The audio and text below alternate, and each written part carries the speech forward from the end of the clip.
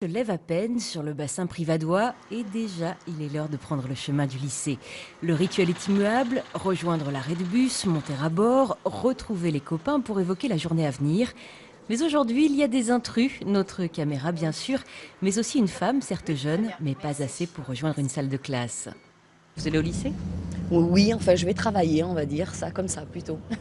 Sophie a décidé de tester le nouveau service proposé par la communauté d'agglomération, l'ouverture des transports scolaires à l'ensemble des habitants. Je trouve ça très bien.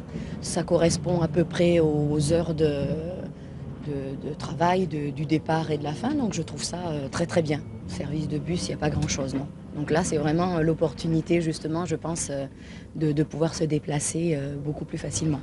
Les clients commerciaux sont encore rares, mais le service est amené à se développer car sur l'agglomération, les transports départementaux et les cars SNCF ne suffisent pas. Je trouve ça bien pour les gens du coin. Après, dans la limite des places disponibles quand même. Mais non, c'est une bonne idée. Pour rendre le nouveau service efficace, des arrêts ont été ajoutés en centre-ville de Privas, mais aussi dans la zone du lac. Yann Viva, le vice-président chargé des transports, nous a rejoint dans un second bus qui dessert le collège dans ce secteur où se trouve aussi le pôle emploi et diverses entreprises. Jusqu'ici, les gens se déplaçaient à pied ou alors en faisant du stop aussi, pas mal. Ensuite, c'était un peu à la débrouille pour rejoindre les différents services. La problématique de l'agglomération, c'était de trouver une solution à budget constant.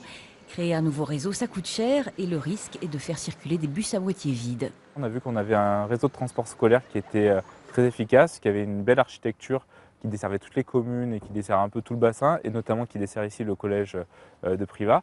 Et donc on s'est appuyé dessus en disant il y a des places encore disponibles dans ces bus-là, et donc pourquoi pas commencer d'ores et déjà à les offrir aux usagers commerciaux. Pour les adultes, le service coûte 1 euro. Pendant l'année, une étude va être menée pour cerner au mieux les besoins en termes de places disponibles et d'arrêts nécessaires.